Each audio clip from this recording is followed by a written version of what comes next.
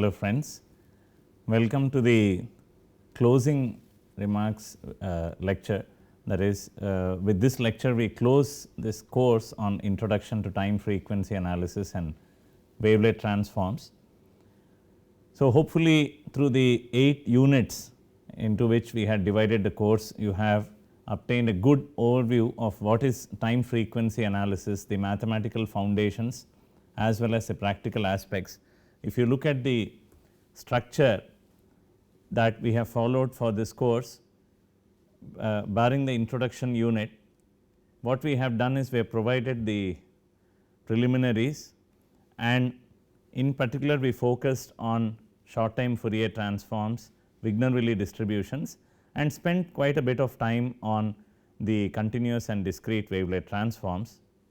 And if you look at all the units, that is particularly on the most important ones, the STFT, the WVD, CWT and DWT, what we have done is we have provided the theoretical foundations first, in which of course invariably we have seen quite a few mathematical equations and so on. And then we talked about the practical aspects, particularly with respect to computing the respective transforms, taking into account the fact that in practice we will have finite length signals and not continuous time signals.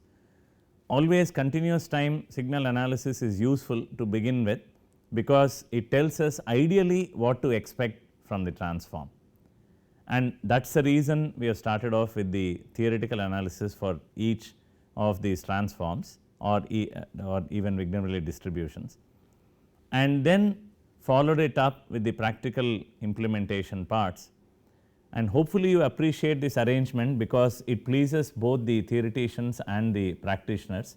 Some of you have remarked that there is quite a bit of math in a few lectures, but as I said earlier, when we are looking at the theoretical aspects of these tools, it is inevitable that we run into mathematics, and without mathematics it is hard to really quantify or even know exactly what a technique does. But the learning is not complete if you have not gone through the practical aspects and implemented the code. So, what you will hopefully appreciate and take with you is the fact that we have shown how to compute these transforms or distributions in MATLAB. While I understand that some of you or probably many of you have difficulty accessing MATLAB, the fact remains that MATLAB is a very popular software for numerical analysis and computational purposes, and a lot of these techniques have been coded very nicely in the MATLAB platform. Nevertheless, we are looking at how to really build a package, a complete package in the open source arena, and that will take some time. In the meanwhile, I think we will have to live with these tools that have been written by pioneers in the MATLAB platform or in the MATLAB environment.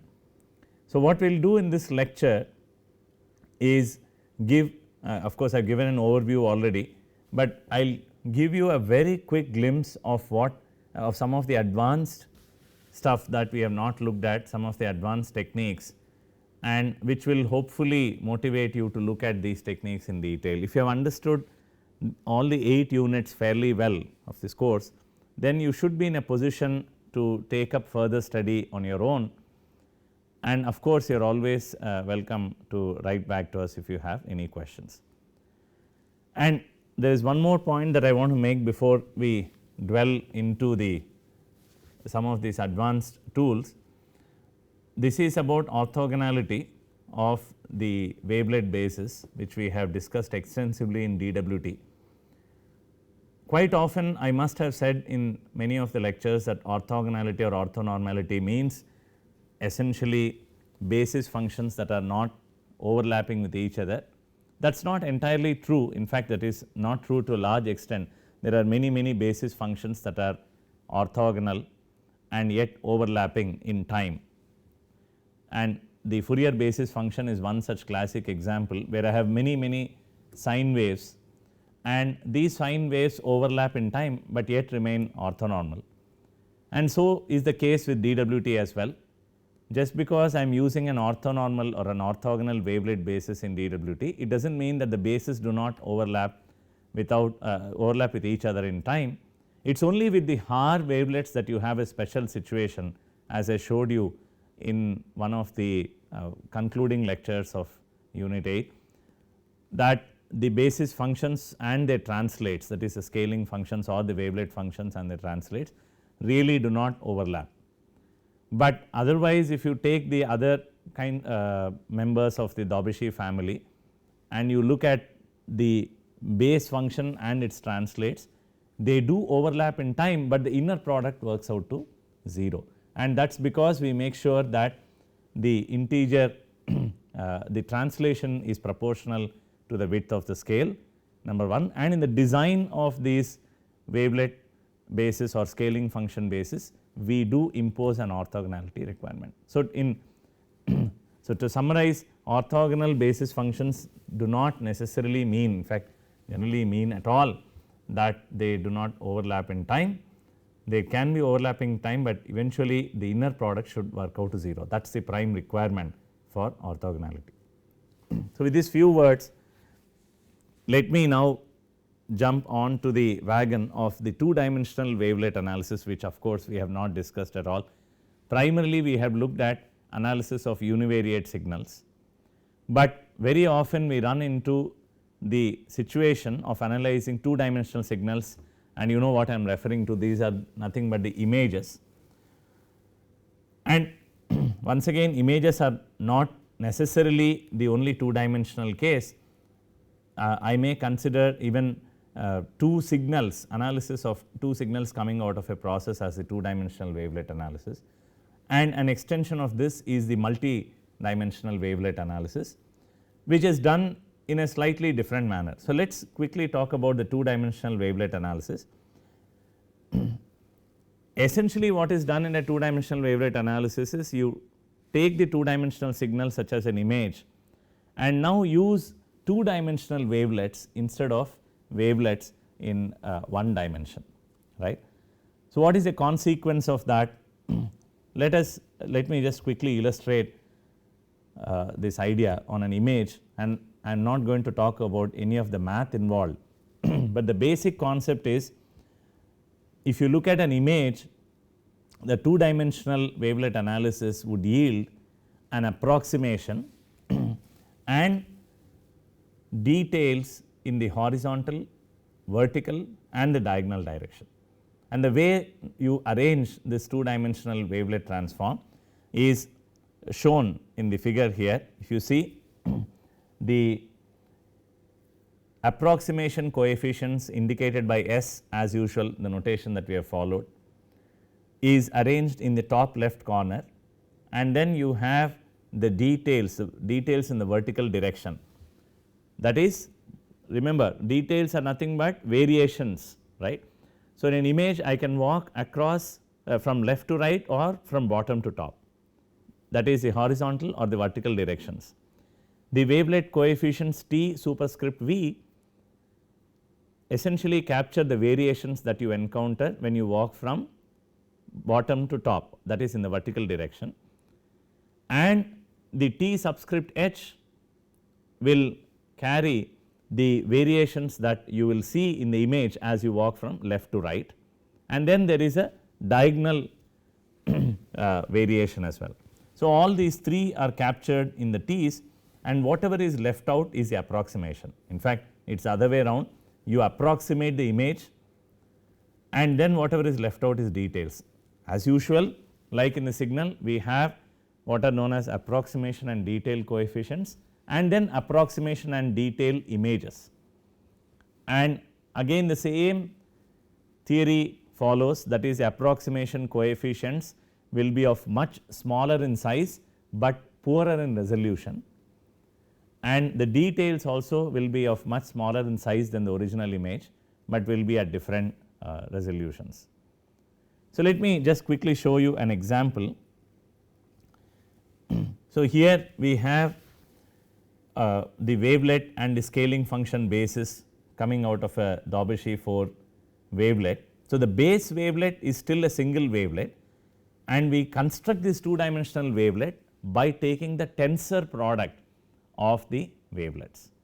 And as I said, I will skip the mathematical details, but in the end what you need to know is that the starting point is still a single function, and then you construct the multidimensional function or the 2-dimensional wavelet function by taking tensor products. So, if I were to perform a 2D analysis, 2D wavelet analysis, then I would be requiring 4 different mother bases. In the univariate case, I had a single scaling function and a single wavelet function. In fact, if they are orthonormal, I just require the single scaling function from which I generate the wavelet function. Here also I can start with a single scaling function or single wavelet, either way is fine, but then construct tensor products to generate now 4 bases, and these 4 are essentially the basis for these 4 spaces that you have, that is S and then T subscript superscript H, T superscript V and T superscript D. And if you can if you just look at this, what I am showing you here are not the basis functions in time, but the Fourier transforms of the bases. On the top left you have the Fourier transform of the 2-dimensional scaling function, and on the top on the bottom diagonal here, bottom corner, I have the 2-dimensional Fourier transform of the Fourier transform of the 2-dimensional wavelet function that will generate the diagonal coefficients for me. The interpretations for of these coefficients are the same, whatever interpretations we had in the case of 1-dimensional signals, they carry forward here as well. Let me show you this classic example, which I have again borrowed from Mallet's book, but you will find this prevalent in the literature. This is the image of Lena image, and a 3-level decomposition is illustrated using dB8. You know what dB8 stands for, it is the Dobeshy wavelet with 8 vanishing moments, and a 3-level decomposition yields, we know how many coefficients, and those are shown on the in the form of a grid or an image on the right corner. The image itself that we are analyzing is shown at the bottom here, and when I perform a 2-dimensional wavelet analysis of this image, what I get is a bunch of coefficients, again denoted by the small a's and d's. I get one set of approximation coefficients, and then if I count, I obtain 3 plus 3 plus 3, 9 sets of detailed 2-dimensional detailed coefficients. And what do these details capture? The details capture the variations in the image in the respective directions and at the respective resolutions. And the color coding that is used here is black color indicates high intensity, that is in the plotting of the coefficients. The gray indicates no variations or 0 variations, and the white color, as I have given here, denotes negative valued coefficients. So, the fact that when I plot the image, when I plot the details and the approximation coefficients in the form of an image, the fact that there is so much gray color there indicates that there is not much variation in the pixel intensity in those respective that is when I move across the image in the respective directions and at the respective resolutions. And very importantly, that the fact that I can see this coarse representation of this image at the top left corner in a much smaller number indicates that I can compress this image quite a lot, and this is the basic idea used in wavelet compressions of images. Again, you can take these if you want to recover the image, let us say from only the approximation coefficient, and you leave out all the detailed coefficients, then you would get back an image of the size of the original image, but that would be an approximation at a different resolution. But that is and that is a basic idea that is used in signal compression and recovery. And then you can talk about signal denoising here, image denoising, and all the concepts that we have learned for one dimensional analysis can be carried forward to this case as well. Beyond this, we do not talk about the two dimensional wavelets in this lecture. Just to give you a feel of what two dimensional wavelets can do for you, what is involved in it was the purpose of this discussion. Now, in general, if you look at the literature on wavelet analysis, wavelets have also been used as, that is, a DWT has been used as a front end or as a pre-processing tool to break up the signal into different bands. Either you work with the coefficients or the reconstructed versions, and then carry out, for example, a principal component analysis if you are dealing with multivariate signals. All of this is of course available in the wavelet toolbox supplied by MathWorks. If you open the wave menu, you will see that there is something called a two dimensional wavelet analysis or a multi-scale principal component analysis and so on, where, as I said, the each signal in your multivariable set is decomposed into a predetermined number of bands or scales, and then all the signals in a corresponding band are collected and a principal component analysis is applied to reduce the dimensionality. So, there are a number of applications of this idea or of this multi-scale PCA, which of course discussing those will be beyond the scope of this course. So, with this we move on to discussing the second topic that I wanted to give you a quick overview of, which is the wavelet packet transform. We did not have an opportunity to discuss that because this is an introductory course, but let me give you a glimpse of what wavelet packet transform is about. Now, when you look at the DWT, that is the dyadic orthonormal wavelet basis, they tile the time frequency plane in the way I have shown in this slide here. We have seen this before as well. Now, it is all about, by now you must be recognizing that performing time frequency analysis of a signal is all about how you tap the energy of the signal and put them into these buckets, right, into this what are known as Heisenberg boxes. And we have seen earlier how the regular sampling captures the energy in the buckets of time which are small in time, which are very narrow in time but wide in frequency, and how short time Fourier transform again captures the energy into these boxes which are of same width across the time frequency plane, but still obeying the duration bandwidth principle. How the Fourier transform rearranges the energy or captures the energy into different boxes that are narrow in frequency but very wide in time, and now you have the DWT with varying dimensions but still respecting the duration bandwidth principle. Now, if you look at this tiling and recall also what we have discussed in DWT, DWT is good for signals which have short lived high frequency components and long lived low frequency components, right. If I have long lived low frequency components, I do not have to worry about its time localization, I will only worry about the frequency localization.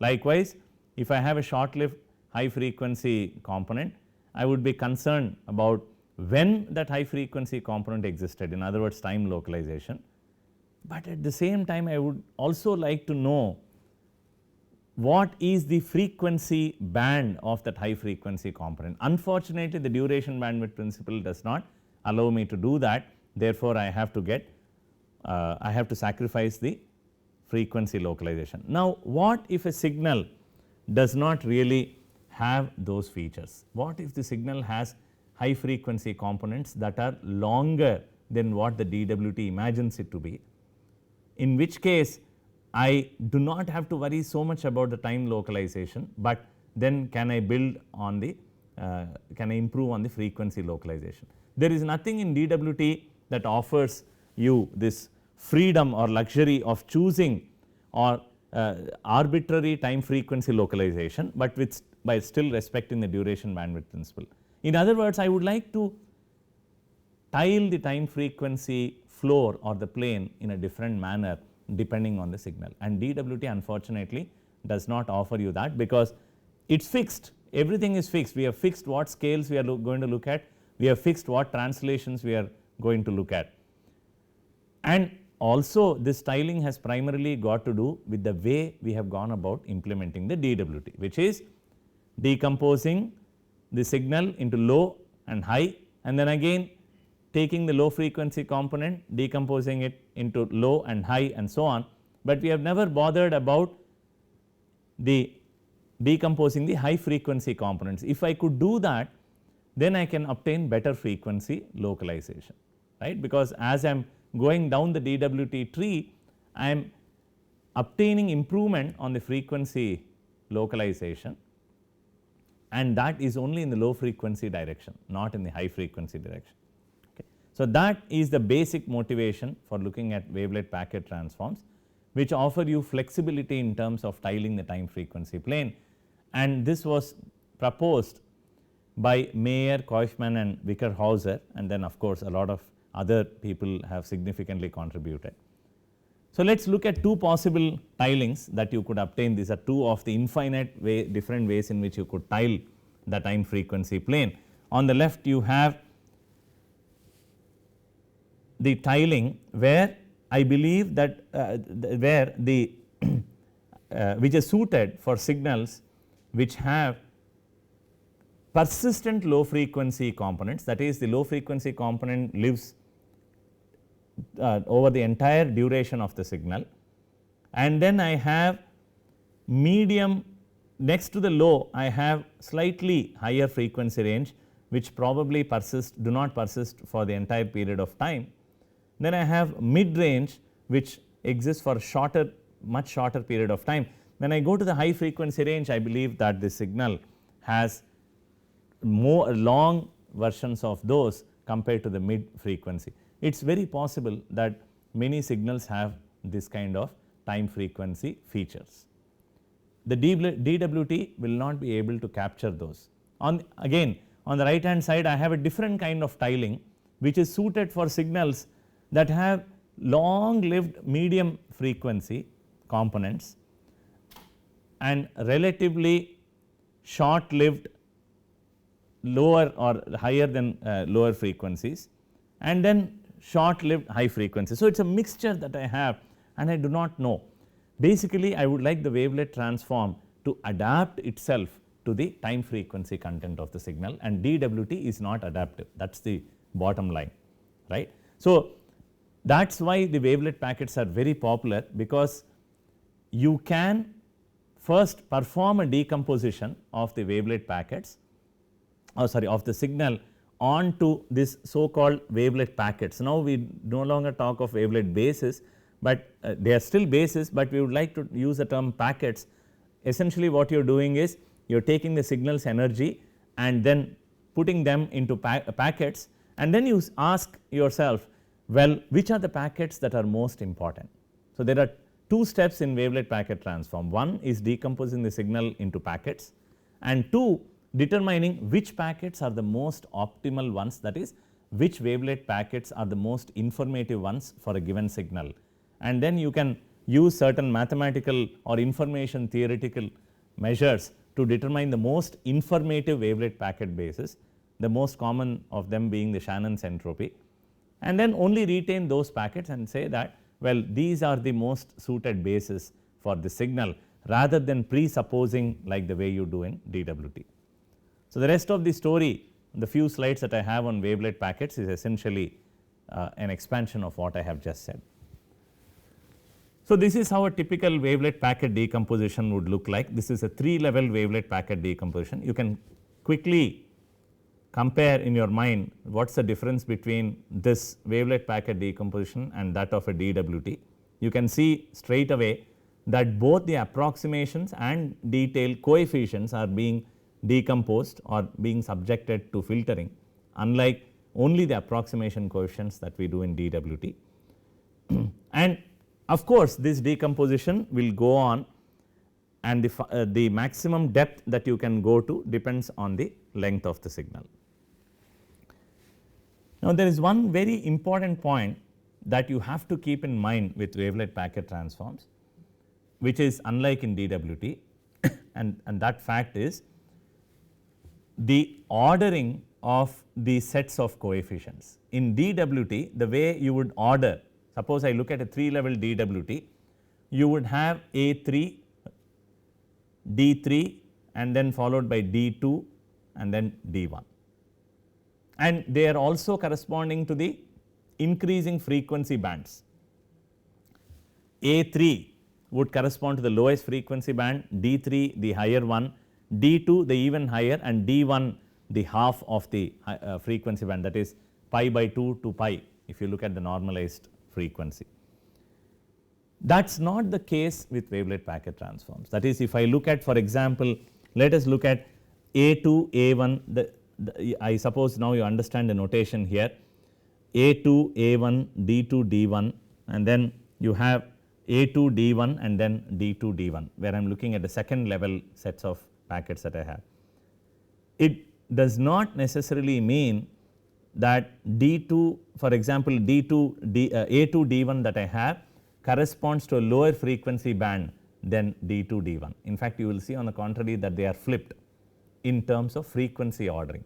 The natural ordering as per the decomposition is A2, A1 and then you have D2, A1 and then you have D2, D1 and then this should read D2, A1 what you have here, there is a mistake in the slide. The green boxes should have A2, A1, D2, A1 and then A2, D1 and then D2, D1, that is a natural ordering. But in terms of frequency bands, that is not the correct order. Okay? And I will just show you an illustration. This is well known in wavelet packet transform literature, but I will show you what we mean by that. Before I show you, let me just again talk about this flexibility as I mentioned earlier.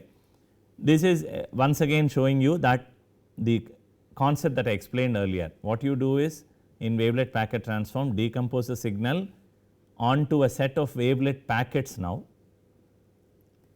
and ultimately run an algorithm which will tell me which of the wavelet packets are most useful to me. Clearly what I have done here is this is a 4 level decomposition and I have this number of wavelet packets. I say A1 is one wavelet packet, D1 is another corresponding to one wavelet packet. Essentially what we are doing is we are looking at the projection coefficients of the signal onto the basis associated with that packet. And then I have A2, A1 as one packet, D2, A1 as another packet, and then I have A2, D1, D2, D1 and so on. Among all these number of packets, this is highly redundant, I do not need all of them obviously, but I would like to pick the most optimally suited wavelet packets. That is, I do not know what components exist in the signal, I would like to have an algorithm tell me what are the wavelet packet optimal components, that is in terms of the frequency bands, and that algorithm let us say selects the green ones that are in bold at the bottom and then the brown ones and then another brown one and so on. And what I have shown you is the tiling corresponding to the signal and the optimally chosen packets. After I have run the wavelet packet transform algorithm, it selects let us say those packets that I have highlighted in bold lined boxes, then it amounts to tiling the signal, retiling the signal's energy into the tile that I show at the bottom. So, which means that the tiling that I show at the bottom is optimal for the given signal.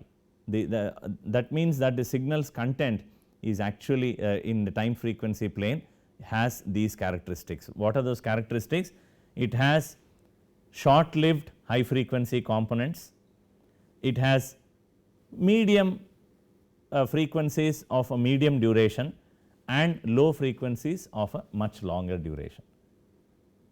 And this I have obtained without presupposing anything. So, what I have done is I have just broken the signal into pieces and then asked okay which of these pieces are most important and then reconstruct the time frequency tiling. That is the idea. So, let us get back to the point that I made earlier. which is about the ordering and the notation that is used in wavelet packet transform. What I show you here is what is known as the tree notation or the natural ordering.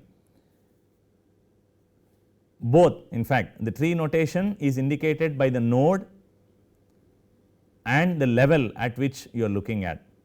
The signal is always assumed to be at 0, 0. The first index there indicates the level, and the second indicates, that is the second number indicates the ordering in terms of decomposition. So, if you move to the first level, I have 1 0 and 1 1, and when I move to the second level, I have 2 0, 2 1, 2 2, 2 3 corresponding to A2 A1 sorry, D2 A1, A2 D1 and D2 D1. This is a natural ordering according to the decomposition.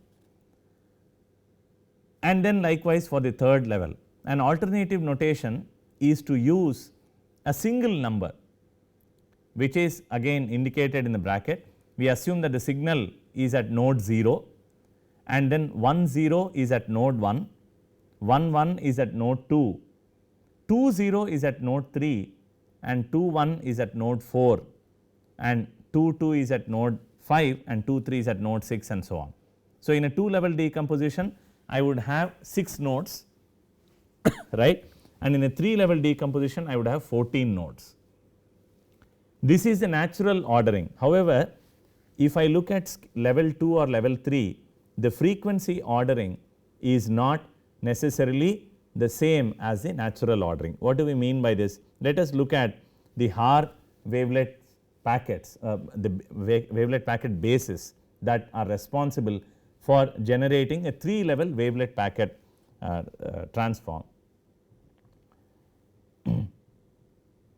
What do you get here? You have the scaling function, which is also indicated with psi subscript 0, and then you have psi superscript 1, and then you have psi superscript 2, 3 up to psi superscript 7. Okay. So, what are these here? I have 8 bases. What are these 8? If you look at the 3 level, at the bottom I have 8 packets, and what I am showing you here is the 8 wavelet packets that are responsible for generating those numbers, right. So, I have numbered of course 7 to 14, but if I look at any the third scale or the third level, sorry, I have numbering, natural numbering running from 1 to if I run from 1 to left, I have natural numbering running from 0 to 7, right. I have 3 0, 3 1, 3 2, 3 3 up to 3 7,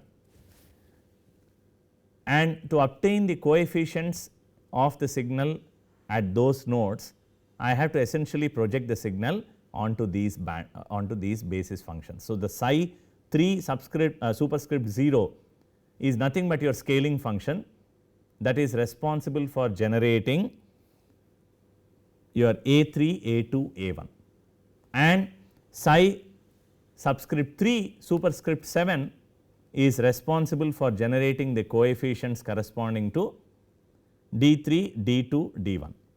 Okay. So, and so on. Now, what you can observe even before we go further is that if you look at the scaling, leave aside the scaling function will always be ordered correctly, and the detail function corresponding to the scaling function will always be in the correct frequency ordering. But if you look at this basis functions clearly, what comes out clearly is that the number of oscillations or the frequency content of this wavelet basis, packet basis, is not commensurate with the numbering that we have used in the superscript. What we mean by that is, if I were to follow this natural ordering of wavelet bases, what should occur as I move from psi 3 superscript 0 to psi 3 superscript 7, I should be moving from the lowest frequency to the highest frequency in that order. However, that is not happening. Look at psi 3 superscript 4. What do you have? That has the maximum highest frequency content because it has the maximum number of oscillations, and that is not the case with psi 3 superscript 7, right. which clearly tells me that this ordering that I have followed based on the decomposition is not a correct reflection of the frequency ordering. Therefore, we have to reorder this wavelet packet basis in terms of the frequencies, and when I do that, this slide essentially is talking about that. When I do that, I can rearrange according to the frequency, and this is done by what is known as gray coding in image analysis, where you are in computer sciences, and you can refer to this in the literature, which is known as a gray coding of binary strings. If you look at numbers, the natural order that we have followed 0 to 7, and if you were to give it a binary representation, you would have 0 0 0, 0 0 1, 0 1 0, 0 1 1 and so on. But the gray coding for the same would be 0 0 0, 0 0 1, 0 1 1, 0 1 0 and so on. Finally, for the number 7 you would have 1 0 0, that would be the gray coding. The gray coding does not follow the usual binary strings, and when you convert the gray coding back to numbers, you would have 0 1 3 2 6 7 5 4. So, what has happened here? The order 0 and 1 has been preserved, but 2 and 3 have been reflected. You get 3 and 2, and 4 5 6 7 have been flipped and reflected also, right. 4 5 have been flipped to 5 4, that is reflected, and then also flipped in the order. Why is this happening? Why is it that this is the frequency ordering? How do I know that this is the correct frequency ordering? One way is to just simply rearrange the wavelet packet basis that I have shown for the Haar wavelet case in the order that is given at the bottom of this table, and see if it makes sense. So, when you do that, what I have done here is I have rearranged the wavelets using the frequency ordering, and now the superscript correctly corresponds to the question is whether the superscript correctly indicates the frequency content. So, look at what happens here. I start with psi subscript 3 superscript 0, and then psi 3 1, and then psi 3 2 and so on. As I move from psi 3 0 to psi 3 7, it is obvious that the frequency content is increasing. In fact, interestingly, for this Haar wavelet, it is easy to see that the superscript indicates the number of oscillations in that wavelet.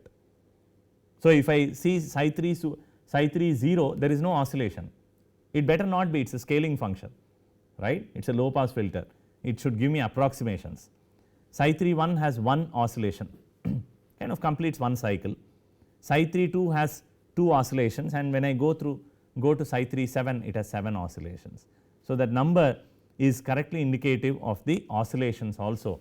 Therefore, it is qualitatively and even figuratively confirmed that the gray coding or the frequency ordering really works. The question is, why do we run into this situation with the wavelet packet transform? Why do not I have this problem with the discrete wavelet transform?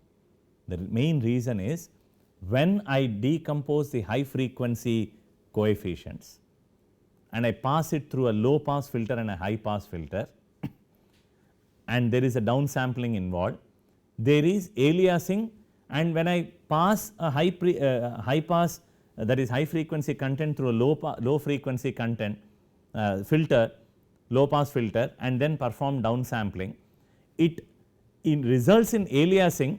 As a result, the high frequency combined with a down frequency and high pass filtering results in a low pass filtering. So, that is the main reason that at each stage I have this problem. So, if I can go back to this figure here, or even any figure that I take. So, look at what is happening. I am splitting D1 into A2 D1 and D2 D1.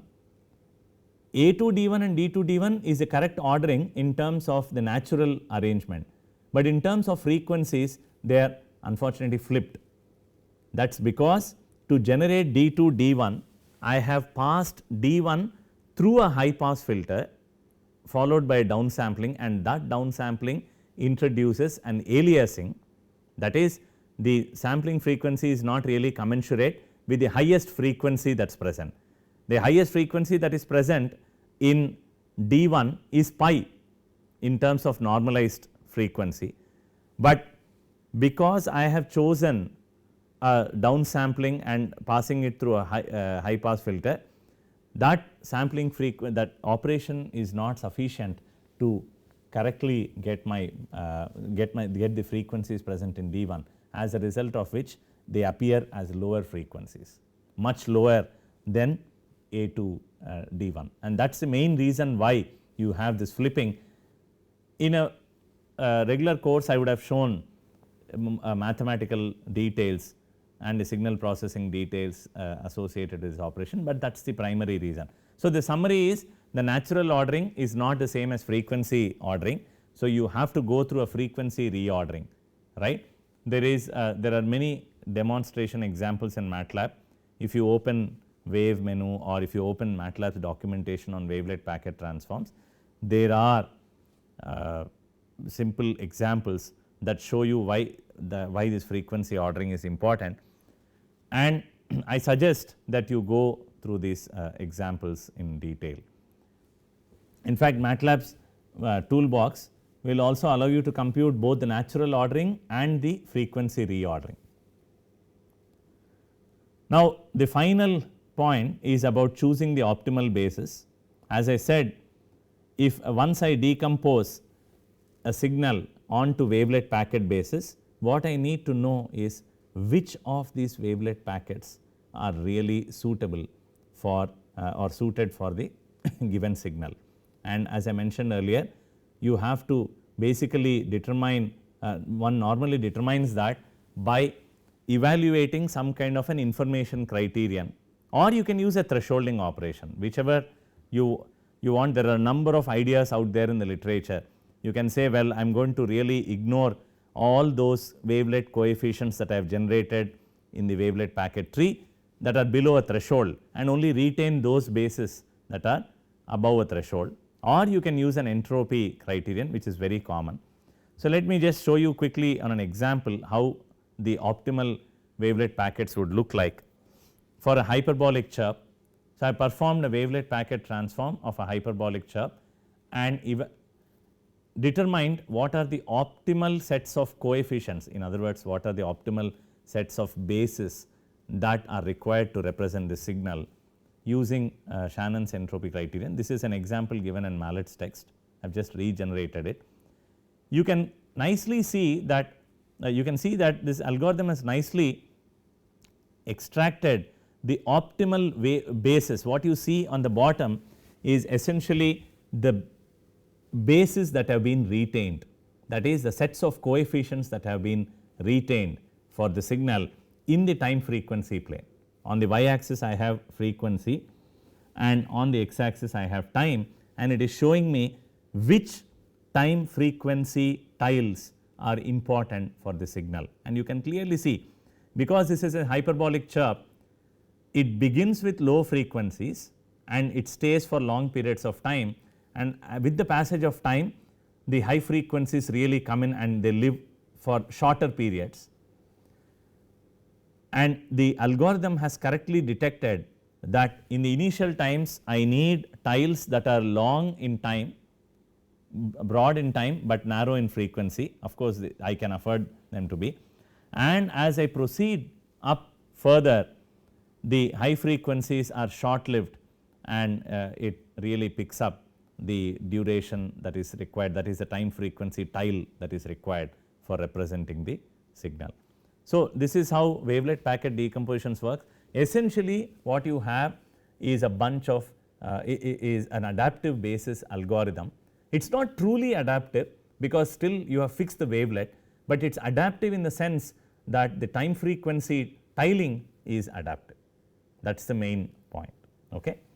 So, with this we close our discussion on wavelet packet transform, and I will conclude the presentation with a very quick discussion of the so called empirical mode decomposition. So, with this we close the discussion even on wavelets, and this empirical mode decomposition is something that I promised to talk about when I talked about instantaneous frequencies.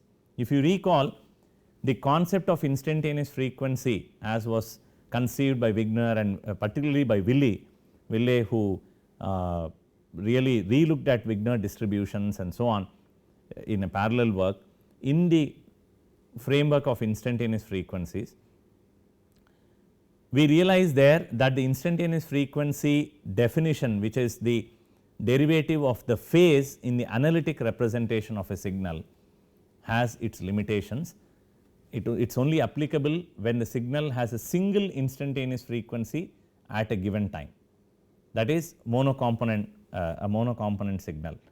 And we also saw there when a signal has more than two frequencies more than one frequency at a given time, then the definition of instantaneous frequency simply breaks down. So, how do we tackle this problem?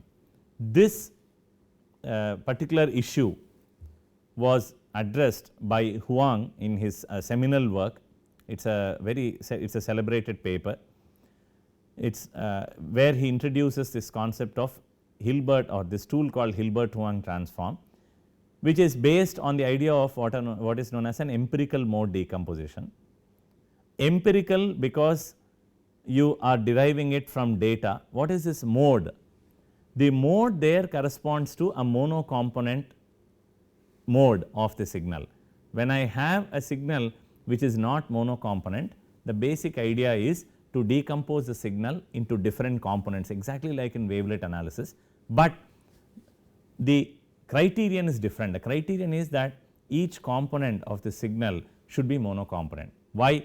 Because then I can compute the instantaneous frequency of this mode and then put together everything to get a full picture of what is happening in the signal. So, that is the basic idea. Take the signal, break it up into different modes by running an algorithm with an important criterion that each mode should be a monocomponent signal, give it an analytic representation, determine the instantaneous frequency and then plot the instantaneous frequency spectrum. That is the basic idea in empirical mode decomposition. The mathematical details of the algorithm are discussed in many papers, and of course, given the time and the scope of this course, it is not possible to discuss those details, but I will just show you a couple of examples. I will skip this slide because I have explained what the basic methodology is. Just to give you a feel of what this mode looks like, these modes are also known as intrinsic mode functions. So, I have taken an EEG signal, this is from one of the results that exist in the literature, and I am just showing you what an EMD would come up with. So, you have the signal on the top and then you have the intrinsic modes or intrinsic mode functions that have been derived from the signal, and as you can see here, the intrinsic modes are of different frequency content, but here the focus is not on the frequency of a single frequency, but the focus is on making sure that each mode is a monocomponent signal. The frequencies can change with time, but at any time it should have a single frequency. How that is ensured mathematically is what is given in the algorithm, but that is a basic idea, and the intrinsic mode of the lowest frequency is given at the bottom and they are arranged in terms of increasing frequency bands. So, that is assured. Okay. The intrinsic mode here that you see at the bottom essentially captures the low frequency content.